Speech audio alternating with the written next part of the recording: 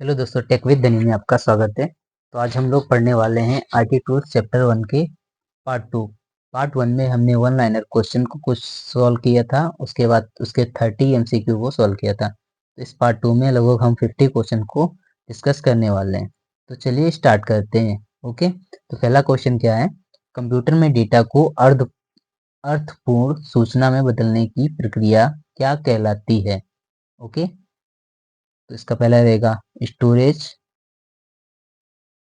Processing, input, output. इसका answer रहेगा processing. क्या कहलाती है? प्रोसेसिंग।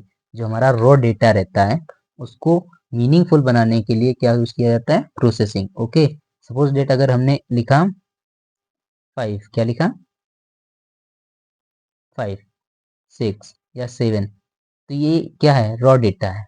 ओके, अगर इसको मीनिंगफुल बनाना है तो एक साथ लिख लो। ओके, 5, 6, 7। ओके, या फिर क्या करो, यहाँ पे लिख दो 1, 2, 3, 4, 5। तो ये क्या है? मीनिंगफुल डेटा है। इसका मतलब क्या है? ये नंबर्स हैं। ओके, तो इसको प्रोसेस करने के बाद ही होता है। नेक्स्ट, हाइब्रिड कंप्यूटर का किसका संयोजन होता है? हाइब्रिड जो कंप्यूटर होता है वो किसके मिलकर बनता है? तो analog and digital, digital and super, mini and micro, hardware and software. इसका आंसर रहेगा एनालॉग और डिजिटल। किसका मिलकर बनता है? एनालॉग और डिजिटल। ओके, कल हमने बताया था इसको। किस कंप्यूटर का उपयोग वैज्ञानिक अनुसंधान में किया जाता है? Which computer is mainly used for scientific research? Micro computer, mini computer, super computer, analog computer. तो थर्ड का रहेगा सुपर कंप्यूटर। कल हमने बताया भी था इसका एग्जांपल में। ओके, कौन सा रहता है? Super computer. Okay, next, main frame computer का प्रमुख उपयोग क्या है? Gaming, personal work, large data processing, drawing. तो गेमिंग के लिए तो हम पीसी भी यूज करते हैं, पर्सनल वर्क के लिए भी पीसी यूज कर सकते हैं। इसमें रहेगा large data processing. Latest IT gadget का मुख्य उद्देश्य क्या है? Decoration, automation and smart working, manual work या फाइल स्टोर ओनली। तो इसका आंसर रहेगा automation and smart working. Okay, decoration किसका काम रहता है? वर्ड का या फिर किसी भी मैन्युफैक्चरिंग का। फिर मैनुअल वर्क वर्ड पे हम लोग कर सकते हैं या फिर किसी भी सिस्टम पे। ऑटोमेशन एंड स्मार्ट वर्क जो कहते हैं, जैसे कि स्मार्टफोन हो गया, स्मार्ट टीवी हो गया या फिर स्मार्ट वॉच हो गया, ये सभी काम क्या रहते हैं? ऑटोमेशन एंड स्मार्ट वर्किंग रहते हैं। आईटी गैजेट आई होप कल हमने समझाया था, आपको समझ में आया होगा। अबेकस का उपयोग किस उद्देश्य से किया गया था? Printing, calculation, typing, storage. तो वो टीजी क्वेश्चन है ये। किसके लिए यूज किया था? कैलकुलेशन के लिए। किसके लिए? कैलकुलेशन। इसमें केवल एडिशन और सब्ट्रैक्शन हुआ करता था। ओके,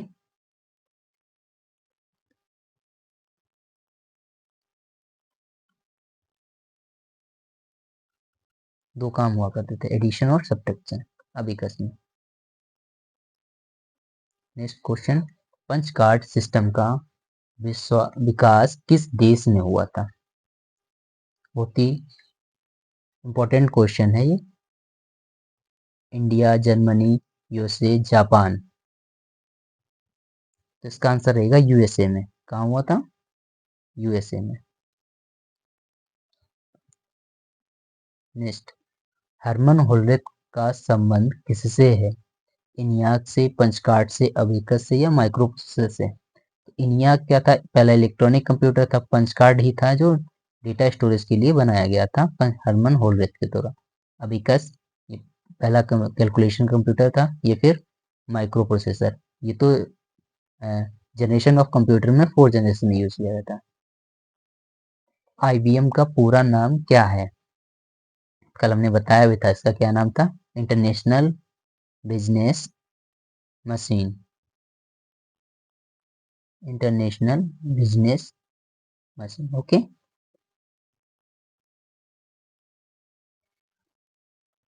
ENIAC का उपयोग सबसे पहले किस क्षेत्र में हुआ था? बहुत ही इंपॉर्टेंट क्वेश्चन है।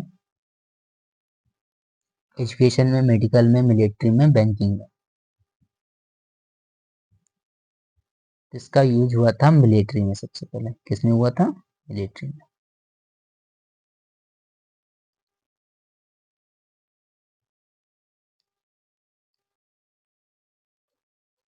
Okay, next, vacuum tube computer की सबसे बड़ी कमी क्या थी?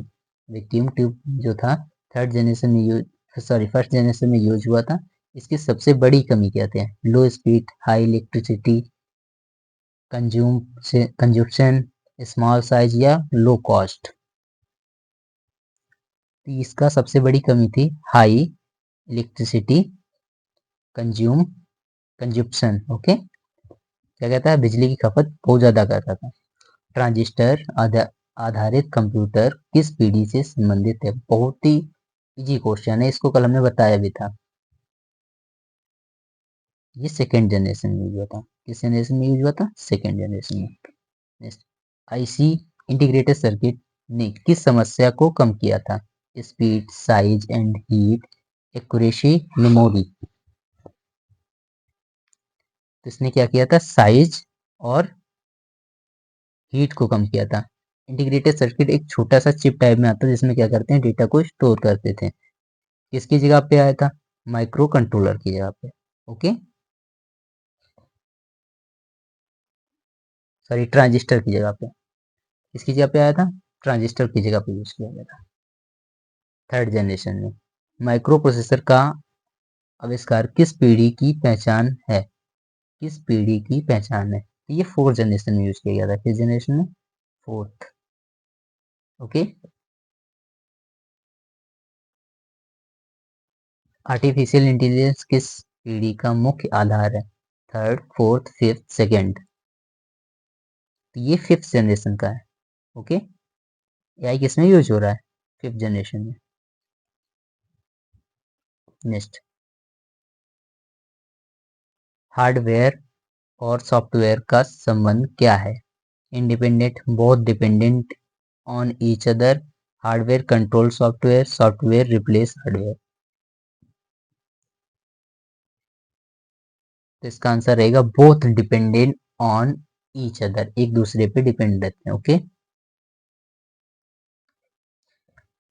नेक्स्ट, निम्न में से कौन सा हार्डवेयर नहीं है? Okay, monitor, keyboard, window, mouse. तो इसमें आंसर सी करेक्ट रहेगा। कौन सा रहेगा? सी। विंडो क्या है? एक सिस्टम सॉफ्टवेयर है। सीपीयू का उपयोग, सीपीयू का वह भाग जो निर्देशों को नियंत्रित करता है। ओके, कंट्रोल इंस्ट्रक्शन क्या करता है? ALU, register, control unit, cache. तो इसका रहेगा सीयू। कहाँ पे? CU, control unit. Okay, ALU arithmetical logical unit है। रजिस्टर क्या करता है? स्पीड को मेंटेन करता है। कैश क्या करता है? ये किस मेमोरी का टाइप होता है। ओके, एलयू का मुख्य कार्य क्या है? Storage, control, logical and arithmetical operation, input. इसका आंसर सी करेक्ट होगा। क्या है? Logical and arithmetical operation. आप लोग क्या क्या करो, पहले सबसे पहले क्वेश्चन को सुना करो। क्वेश्चन पढ़ने के बाद वीडियो को पॉज करके फिर उस पर आंसर अपना कमेंट किया करो। उसके बाद हम आंसर जो बताते हैं उसको देखा करो कौन सा आंसर किस बेस पे करेक्ट है। ओके, इससे क्या होगा? आपका माइंड बूस्ट होगा कि हमने आंसर कौन सा करेक्ट किया है। ओके, जो आंसर नहीं समझ में आ रहा उसको पहले लिखा करो। ओके, चलिए स्टार्ट। नेक्स्ट, रजिस्टर कहाँ स्थित होते हैं? हार्ड डिस्क में, रैम में, सीपीयू या फिर रोम में? तो किसमें होते हैं? सीपीयू। बहुत ही इजी इजी क्वेश्चन है, इतना डिफिकल्ट नहीं है। अगर आप लोगों ने सिलेबस अच्छे से रीड किया होगा या पढ़ा होगा तो बताया गया होगा। Register memory, cache memory, primary memory, RAM, ROM, secondary memory, तो ये सभी के बारे में पढ़ाया जाया होगा। ओके, निम्न में से कौन सा इनपुट डिवाइस नहीं है? Scanner, webcam, printer, mouse. Input device किस, क्या क्या कह रहा है? इनपुट डिवाइस नहीं है। ओके, ऐसे क्वेश्चन जब नहीं वाले हो तो उनको पहले अंडरलाइन करके या फिर ध्यान से पढ़ा करो। 1 से 2 बार क्वेश्चन को पढ़ना मस्ट रहेगा। ओके, जिससे क्या होगा कि आप समझ सकोगे क्वेश्चन कहना क्या चाह रहा है।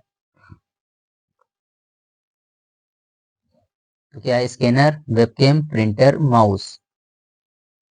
इसका आंसर होगा प्रिंटर। प्रिंटर क्या है? एक आउटपुट डिवाइस है। ओके, प्रिंटर एक आउटपुट डिवाइस है। इसमें पूछा गया था इनपुट डिवाइस नहीं है। स्कैनर भी है, वेबकैम भी है, माउस क्या है? इनपुट डिवाइस है। ओसीआर किस डिवाइस से संबंधित है? ओसीआर का मतलब होता है ऑप्टिकल कैरेक्टर रीडर। ओके, जो हम लोगों को एग्जाम में फ्लिप करने के लिए दिए जाते हैं 4 एमसीक्यू ABCD करके, वो जो रीड करता है उसे बोला जाता है optic character reader. Okay, keyboard, scanner, mouse, monitor. कौन सा आंसर सही होगा? इसका होगा स्कैनर। कौन सा? स्कैनर। ओके,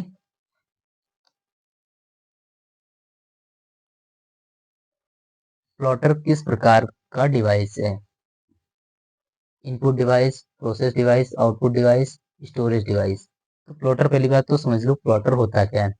प्लॉटर आजकल देखते होंगे कि आप बड़े बड़े बैनर जो लगे होते हैं, जो इनको निकालने का प्रोसेस होता है वो आउटपुट होता है। ओके, प्रिंटर होते हैं तो उसे बोला जाता है प्लॉटर, जो बैनर को निकालता है। आप लोगों ने देखा होंगे बड़े बड़े जो होर्डिंग लगे होते हैं वो किससे निकलते हैं? प्लॉटर से। इसका आंसर क्या होगा? Output device. Answer C correct होगा। Okay,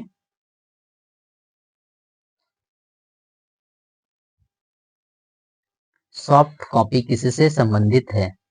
printer, monitor, plotter, speaker. Soft copy, इसका आंसर होगा मॉनिटर। किससे? मॉनिटर। सॉफ्ट कॉपी की बात कर रहा है, इसको हम केवल रीड कर सकते हैं किस पे? मॉनिटर पे। प्रिंटर तो हार्ड कॉपी देगा, प्लॉटर भी हार्ड कॉपी देगा, स्पीकर केवल सुनाई देगा। ओके, हार्ड कॉपी का उदाहरण क्या है? PDF file, printed page, monitor display, audio file. इसका रहेगा प्रिंटेड फाइल। क्या रहेगा? Printed file. ओके, यही तो हार्ड कॉपी होती है। पीडीएफ फाइल सॉफ्ट कॉपी होगी, मॉनिटर सॉफ्ट कॉपी होगी, ऑडियो फाइल भी कैसे होगी? Soft copy. प्राइमरी मेमोरी की विशेषता क्या है? Slow speed, direct CPU access, permanent storage, internal storage. इसका आंसर रहेगा direct CPU access. Primary memory क्या करता है? सीपीयू से डायरेक्ट एक्सेस करता है। ओके, कैश मेमोरी का मुख्य उद्देश्य क्या है? Okay, backup, increase processing speed, store movies, data transfer. तो इसका आंसर रहेगा इंक्रीज प्रोसेसिंग। रोम में परिवर्तन क्यों संभव नहीं है? रोम क्या होता है? रीड ओनली मेमोरी होता है। ओके, केवल हम उसको रीड करने के लिए यूज करते हैं। It is slow, it is read only, it is large, it is external. तो इसका आंसर रहेगा क्योंकि इसको हम लोग केवल रीड कर सकते हैं, इसलिए इसको फॉरवर्ड नहीं कर सकते। Okay, it is read only. Secondary storage का सबसे बड़ा लाभ क्या है? High speed, volatile, permanent and data store, CPU. तो इसका आंसर होगा आंसर सी। क्या होगा? Answer C, permanent data store.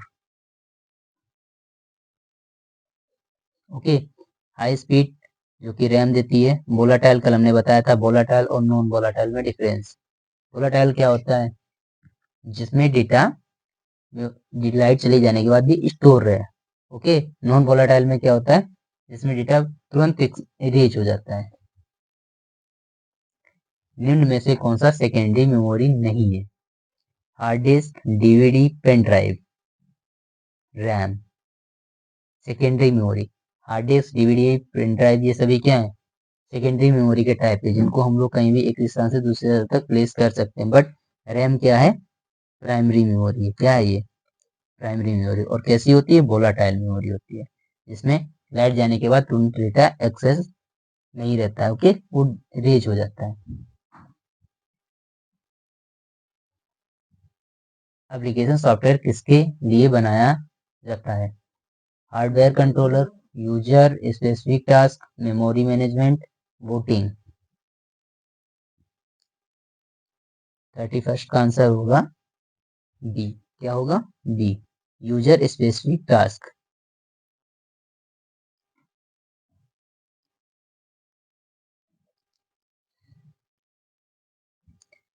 निम्न में से कौन एप्लीकेशन सॉफ्टवेयर नहीं है?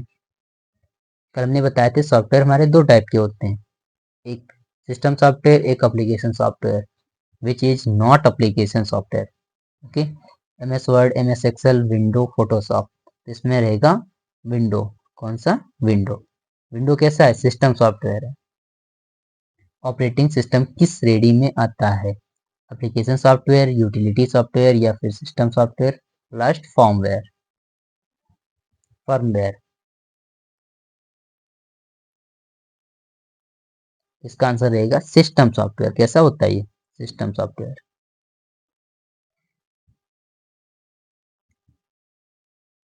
यूटिलिटी सॉफ्टवेयर का मुख्य कार्य क्या है? Entertainment, system maintenance, typing, drawing. इसका आंसर रहेगा सिस्टम मेंटेनेंस।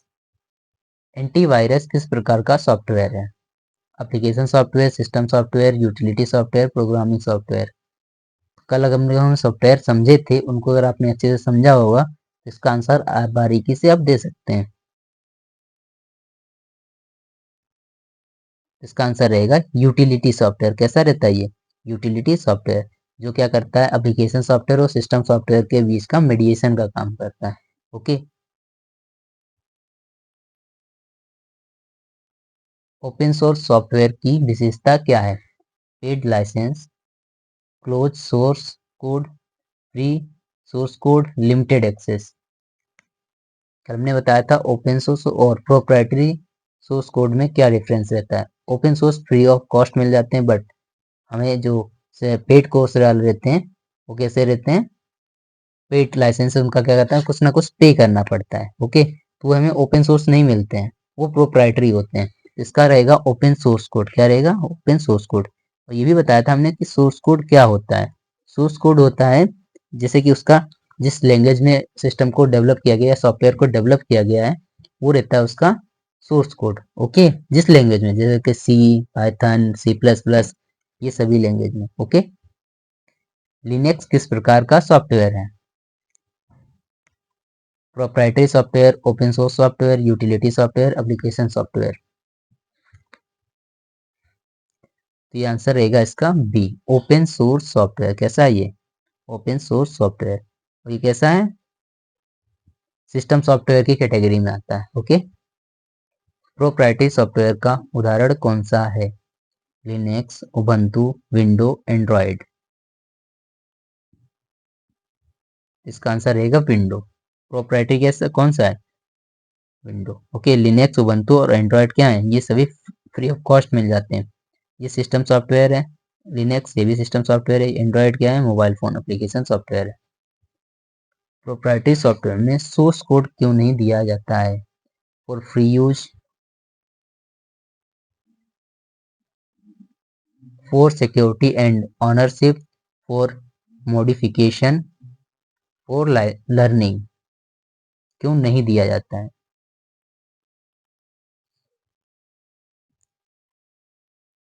तो इसका आंसर रहेगा फॉर सिक्योरिटी एंड ऑनरशिप। क्या होता है इसका? कोई कोई ऑनर होता है जो उसके कोड को, सोर्स कोड को अपने पास सिक्योर करके रखता है। Okay.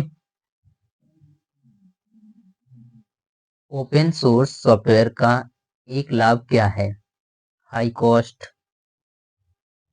No modification, community support, limited user. 40 के रहेगा कम्युनिटी सपोर्ट। क्या रहता है?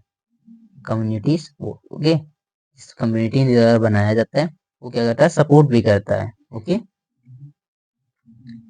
कंप्यूटर मेमोरी को किस इकाई में मापा जाता है? Metre, byte, second, hertz. तो इसको नापा जाता है बाइट में। किस में नापा जाता है?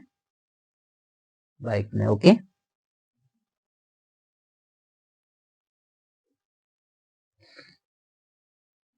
एक केबी में कितने बाइट्स होते हैं? अगर आप लोगों ने यूनिट्स, मेमोरी की सारी यूनिट पढ़ी होंगी तो आप लोगों को पता होगा एक केबी में कितने बाइट होते हैं। इसका आंसर रहेगा 1024। कितना? 1024। बूटिंग प्रोसेस किस मेमोरी से शुरू होता है? बूटिंग प्रोसेस किस मेमोरी से शुरू होता है? रैम, कैश, रोम, हार्ड डिस्क। तो इसका आंसर रहेगा रोम से। किससे? रोम से। बूटिंग का मतलब रहता है लोडिंग करना। ओके। तो रोम में क्या होता है? लोड करने का जो प्रोसेस रहता है वो किसमें रहता है? रोम में रहता है। ओके। नेक्स्ट, फर्मवेयर सामान्यतः कहाँ संग्रहित होता है? रैम, रोम, हार्ड डिस्क या कैश? तो आंसर रहेगा रोम में। कहाँ? रोम में। नेक्स्ट, वोलाटाइल मेमोरी का उदाहरण कौन सा है? रोम, हार्ड डिस्क, रैम, डीवीडी। तो हमने बताया था वोलाटाइल और नॉन वोलाटाइल का। तो इसका आंसर रहेगा रैम। क्या रहेगा? रैम। वोलाटाइल मेमोरी वो मेमोरी होती है जहां पर लाइट जाने के बाद डेटा क्या होता है? इरेज हो जाता है। ओके। अगर हम उसको सेव नहीं करते हैं तो हमें दोबारा डाटा वापस नहीं मिलता है। वो रहता है वोलाटाइल मेमोरी। और नॉन वोलाटाइल वो मेमोरी रहती है जिसमें एक बार लाइट जाने के बाद डेटा हमारा रिकैप मिल जाता है या फिर सेव मिल जाता है। तो क्या रहेगा? वो नॉन वोलाटाइल। आई होप कल भी हमने समझाया था, आज फिर हमने 2 बार बताया, समझ में आ गया होगा। ओके। कंप्यूटर का फिजिकल आउटपुट क्या कहलाता है? कंप्यूटर का physical output. Soft copy, hard copy, data, signal. इसका आंसर रहेगा हार्ड कॉपी। क्या कहलाएगा? ये हार्ड कॉपी। स्पीकर किस प्रकार का आउटपुट देता है? Visual, audio, printed. स्पीकर किस प्रकार का देता है? ऑडियो। ओके। बहुत ही इजी क्वेश्चन है ये। स्कैनर द्वारा प्राप्त डेटा किस रूप में होता है? Audio, image, video, signal. 48 का बी। क्या रहेगा? Image. Okay. Scanner. Smart TV किस श्रेणी में आता है? Input device, output device, latest IT gadget, storage device. इसका आंसर रहेगा लेटेस्ट आईटी गैजेट। क्या रहेगा? Latest IT gadget. अभी हमने ऊपर नाम भी बताए थे, एग्जांपल के लिए हम बता रहे थे smart TV, smart watch. Computer system का सबसे आवश्यक भाग कौन सा है? Printer, CPU, speaker. इसका आंसर आप लोग हमें कमेंट बॉक्स में बताएंगे क्या है इसका करेक्ट आंसर। आई होप आज की क्लास आप लोगों को समझ में आई होगी। कैसी क्लास लगी आप कमेंट बॉक्स में बताएंगे। इसके आंसर अब सारे सभी नीचे मिल जाएंगे, हमने सभी मेंशन कर दिए हैं। उसके बाद ये जो पीडीएफ नोट्स चाहिए तो हमारे टेलीग्राम चैनल को ज्वाइन करिए, वहां से आपको पीडीएफ नोट्स मिल जाएंगे। Thank you, thanks for watching. मिलते हैं नेक्स्ट वीडियो में।